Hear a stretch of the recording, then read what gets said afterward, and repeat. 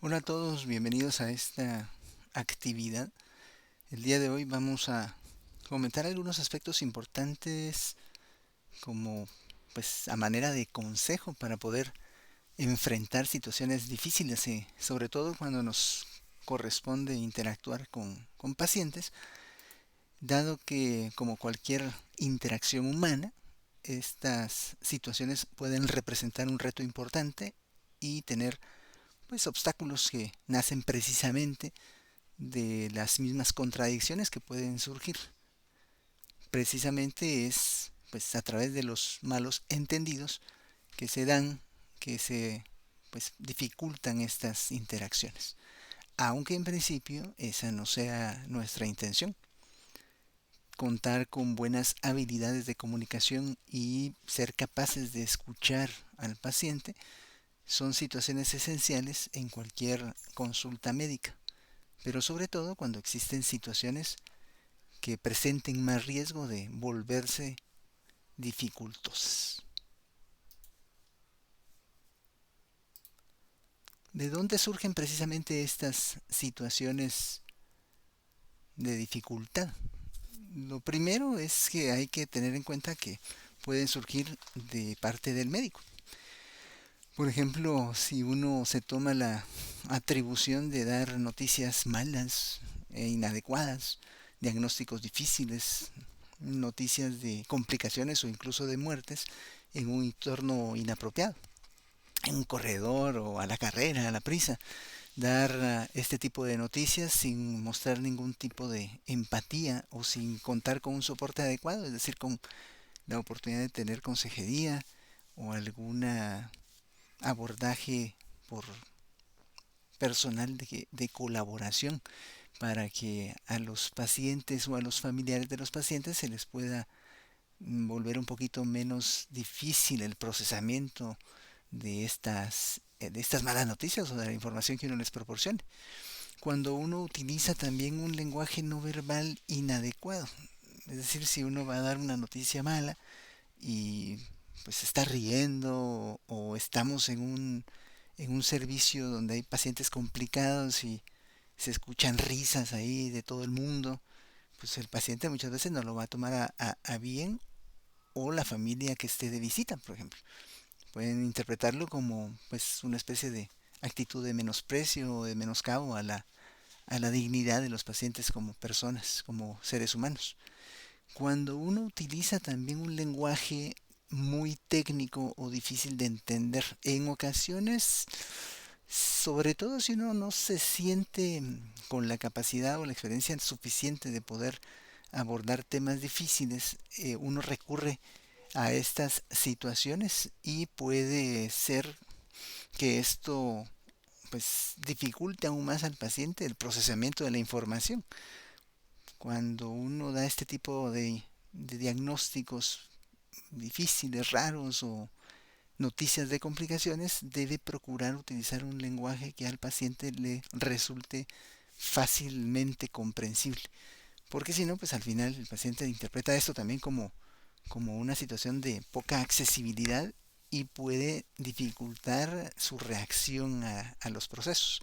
Incluso muchas veces, aunque uno lo trate de explicar con palabras no muy técnicas, sino en lenguaje comprensible, pues a veces el paciente está tratando de procesar tanta información que se le va dificultando e inclusive en algunas ocasiones puede interpretarlo de forma contraria a lo que uno le está tratando de explicar. También existen factores propios del paciente. Por ejemplo, en casos en los que los pacientes, y eso se da cada vez más, en la actualidad cuando los pacientes investigan, entre comillas, previamente a la consulta o cuando uno les va a dar el resultado o ellos le echan un ojito ahí a los resultados, a los informes de procedimientos diagnósticos de imagen, por ejemplo, y ven que tienen los rangos los resultados fuera de rango y todo, empiezan a tratar de investigar por su cuenta y a procesar esa información, pero la verdad es que muchas veces les genera más ansiedad y más dudas. Entonces la labor de uno como médico es tratar de ayudarlos a primero a calmarse, a manejar menos ansiedad y hacerles ver pues realmente el significado de la interpretación correcta de los resultados.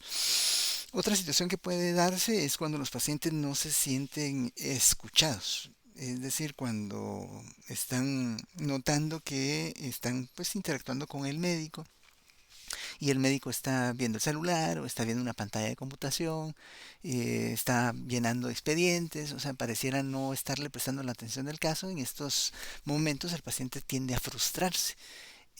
Incluso esa inadecuada comunicación puede surgir como un factor que al final haga que los pacientes amenacen inclusive con tomar acciones legales o con llevar la información del caso a los medios de interacción social, ¿no? O sea, publicar ahí que no se le trató bien, que no se le dio la atención adecuada, incluso pues se graban conversaciones o videos y las están subiendo ahí a los medios de comunicación y obviamente esto pues aparte de dificultar la interacción, puede realmente comprometer muchas veces la acción médica como tal. También en ocasiones los pacientes se niegan a aceptar los diagnósticos médicos que se les proveen o los resultados de laboratorio. Esto es bastante común. De hecho, un motivo frecuente de consulta en la clínica es cuando el paciente se niega a aceptar, por ejemplo, que es diabético o que tenga un proceso maligno, alguna situación de tipo muy severo que implique situaciones graves para los pacientes siempre van a estar con esa situación de no desear aceptar el diagnóstico y buscar una segunda opinión. De hecho, los pacientes tienen derecho a eso. O sea, y hay que ser claros también con los pacientes cuando uno les da la información de que están en toda la disposición, en todo el derecho de poder consultar una segunda, tercera opinión para tomar una decisión más informada relacionada con su salud. Eh, Cuando los pacientes tienen alguna molestia, algún síntoma que les están afectando, pero no han llegado a tener un diagnóstico correcto o por lo menos satisfactorio, y eso dificulta la atención de los síntomas mismos. Entonces, muchas veces incluso aunque el paciente tenga situaciones difíciles de tratar o que no se van a resolver de forma inmediata, ya solo con el hecho de saber o tener conocimiento de qué le está afectando, puede empezarle a ayudar a procesar esa información y a ir buscando pues las formas de mejorar. Un caso frecuente también en las consultas, sobre todo en condiciones crónicas, es cuando los pacientes no siguen los consejos del médico, pero aún así siguen atendiendo la consulta, o sea, siguen asistiendo, ¿eh? Con la, no sé, la intención de ver si de repente solo por llegar a la consulta médica van a mejorar de estas situaciones, pero no se esfuerzan en seguir los consejos del médico. Esto también representa un proceso de dificultad por parte del paciente. Y cuando los aspectos en la cita se enfocan más en los aspectos malos que en lo que hay que hacer para mejorar. Cuando los pacientes dicen, mira doctor, pero ¿por qué me salió eso en rojo? ¿Por qué me salió eso marcado en asterisco? ¿Qué pasa con esto? Y empiezan a cuestionar, digamos, situaciones que realmente muchas veces ni siquiera valen la pena pues ponerle demasiada atención, pero creen que por eso están experimentando los problemas que tienen y no hacen realmente lo necesario para mejorar sus condiciones. ¿Qué podemos hacer para prevenir y resolver este tipo de dificultades en la interacción? El contexto de donde se está realizando la atención del paciente es importante. O sea, y aquí influyen de nuevo tres grandes áreas. Los aspectos del propio sistema, o sea, de dónde se está efectuando esa interacción. Cuando tenemos clínicas sobresaturadas, cuando tenemos un servicio de salud con demasiada demanda, cuando encima hay falta o escasez de recursos, cuando se tienen largas listas de esperas, citas canceladas, todo eso va generando en el paciente e incluso también en el médico, pues cierta sensación de, de inquietud, o sea, de predisposición al conflicto. Cuando además hay falta de tiempo, o sea, por la misma sobresaturación de las consultas, eso puede generar que, pues, por un lado el médico esté como atendiendo a la prisa y por otra parte que el paciente sienta que no se le está dando la atención debida. El paciente y el médico van a tener también situaciones que los pueden afectar directamente. Los médicos como tal, pues si tienen una personalidad muy perfeccionista, muy ansiosa, o si tienden a la depresión, van a expresar también eso durante una consulta o en muchas ocasiones, sobre todo por la sobrecarga de trabajo. cuando no se le escucha de forma correcta al paciente, si tiene malas capacidades de comunicación. Esto es algo que uno pues muchas veces no tiene en primera instancia, pero que puede ir mejorando. Hay formas, hay métodos para poderlo lograr. Cuando el paciente no, cuando el médico no siente satisfacción en su trabajo, o sea, no siente que está siendo bien remunerado, cuando se siente sobresaturado, cuando hay largos horarios de trabajo, los turnos, que encima alteran crónicamente la capacidad de tener un buen descanso, un buen sueño, encima los problemas personales que pues el médico pueda tener, las enfermedades también. La gente muchas veces no cree que uno se enferma o que uno tiene que comer o que uno tiene que dormir, ¿no? O sea, o que uno tiene familia. Y eso pues a uno lo hace sentir en ocasiones como menospreciado también. O cuando uno no tiene la capacidad de tener empatía con los pacientes. Con los pacientes en sí también pues van a haber factores de personalidad, de sus mismos aspectos emocionales, de los problemas adicionales que puedan tener. Esto, las barreras del lenguaje. En nuestro medio se da con cierta frecuencia que pues pacientes que se les dificulta hablar español, si el médico no tiene la capacidad de contar con un traductor, un mediador, a veces pues el paciente no se puede expresar o hacer entender y el médico tampoco puede transmitir su mensaje de forma correcta. Entonces, cuando sea posible, hay que tratar de contar con una intérprete que pueda mediar en la relación y facilitar un poquito el proceso. Y también las expectativas que los pacientes tengan son importantes en cuanto a lo que resulte como evento final en una cita médica, en una consulta. Si el paciente llega pues con la expectativa de que el médico tiene un alto perfil o realmente va a ser como la tabla de salvación para sus situaciones, y ve eso pues retribuido en el consejo, en la evaluación que el médico le dio, pues se va a sentir bien. Pero si el médico lo atendió a la carrera y no le logró resolver sus dudas y salen con más preguntas que respuestas de una cita médica, pues obviamente el paciente no se va a sentir bien. ¿Cuáles son esos efectos potenciales entonces de haber tenido dificultades en la interacción? El paciente se puede sentir ansioso, más preocupado, frustrado, obviamente insatisfecho, y también va a empezar a tener pues una mayor pérdida de la confianza en el médico que lo atendió, en el que lo refirió, en los médicos que lo puedan atender posteriormente, es decir, pérdida de confianza en el sistema de salud en general. Cuando el médico se ve afectado por interacciones dificultosas, se puede sentir estresado, ansioso. Muchas veces pasa que uno está ya en su casa pues tratando de descansar o dormir y empieza a darle vuelta a la interacción que tuvo o que no logró llegar a un diagnóstico, que el paciente fue enojado, se siente pues uno también con cierta situación de ir buscando formas de evitar tener nuevamente interacciones con este tipo de pacientes. Entonces al médico también se le ve afectado en ese sentido. Y para el sistema, obviamente, el tener malas cualidades de interacción entre el médico y el paciente va a hacer que pues se sobrecargue con citas con otros médicos, con un mal uso de los recursos, se tiende a abusar muchas veces de los recursos porque pues el médico accede a hacerle un montón de cosas al paciente que muchas veces ni siquiera están indicadas, con tal de, por así decirlo, quitárselo de encima. Y generalmente también esto va a repercutir en un incremento importante en las consultas a la emergencia porque los pacientes van a estar mal controlados. ¿Cómo podemos ir llegando pues a resolver esto? No es fácil, obviamente no es fácil, no es sencillo, requiere mucha experiencia, requiere que el médico vaya desarrollando cualidades que le permitan mejorar esa interacción, pero podemos empezar por algunas situaciones. Por ejemplo, planificar la interacción.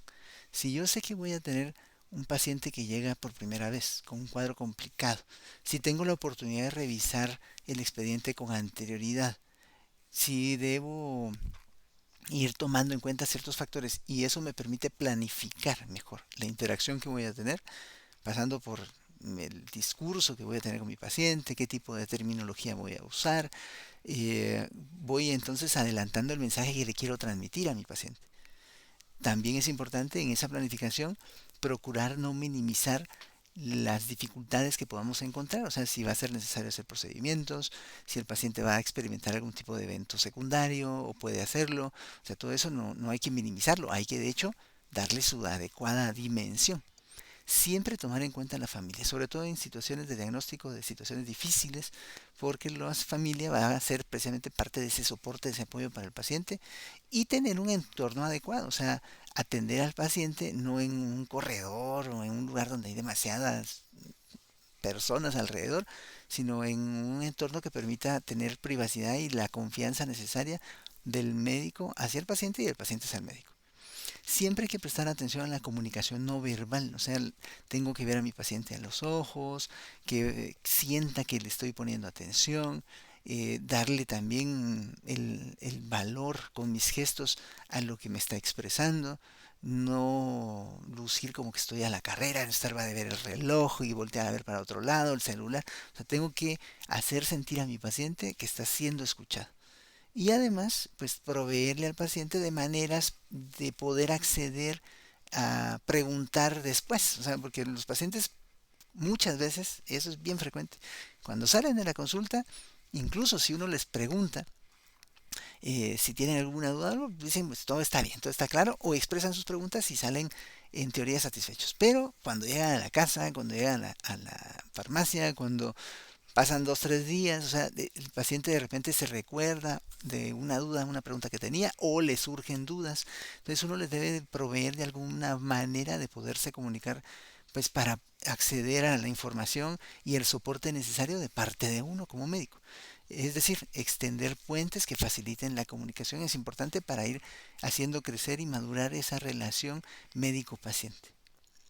Siempre hay que mantener o procurar mantener la información de manera simple, sin buscar simplificar demasiado. Sí hay que darle al paciente un mensaje, digamos, claro, directo y contundente de qué es lo que tiene, cuál es el plan, qué es lo que se persigue, cómo se va a controlar o monitorear y a mediano y largo plazo cuáles son las metas que vamos a tener. Si uno tiene un caso difícil, es siempre importante comentar el caso con colegas de confianza. Y es decir, también no tener la actitud de que yo lo sé todo y entonces yo lo voy a poder manejar, sino que poder referir o contrarreferir a pacientes con colegas expertos en sus respectivas áreas que le den a uno también un mayor soporte en las conductas que está adoptando. Si es posible, y sobre todo en condiciones crónicas y desgastantes, cáncer, enfermedades crónicas, infecciosas, todas estas situaciones, es importante contar con un soporte emocional correcto. Esto a veces no se puede hacer en las clínicas, sobre todo en las clínicas particulares, pero si es necesario hay que sugerir al paciente buscar ayuda psicológica, a la familia también. Si estamos en un entorno hospitalario, pues en los hospitales, digamos, de referencia generalmente hay áreas de atención de salud mental y psiquiatría, psicología, que pueden facilitar pues esa parte de soporte emocional. Hay que procurar enfocarse siempre más en las soluciones o posibles formas de mejorar que en los mismos problemas como tal. O sea, hay que brindar esa especie de esperanza a los pacientes de lo que pueden hacer para estar mejor. Cuando uno termina la interacción, siempre es importante preguntarle al paciente cómo se siente. O sea, si tiene dudas aún con lo que uno explicó, preguntarle de forma direccionada y que le pueda repetir a uno qué entendió de lo que platicaron, si tiene claro cuál es el plan a seguir, para estar más seguro de que el paciente pues va también con una información clara y precisa a casa a tomar acción. Y tomarse un tiempo después para reflexionar. Siempre es importante uno tener un espacio, unos 5 o 10 minutos para poder pensar el qué hizo, qué dijo, cómo lo dijo, si cree que el paciente entendió o no, cómo va a poder interactuar después, cuándo lo quiere volver a ver. O sea, todo eso es importante para que el médico también sienta que su trabajo es productivo y establecer un medio de monitoreo de sus acciones. Aquí les presento rápidamente algunas lecturas que pueden ustedes buscar de forma también complementaria a lo que estamos platicando el día de hoy.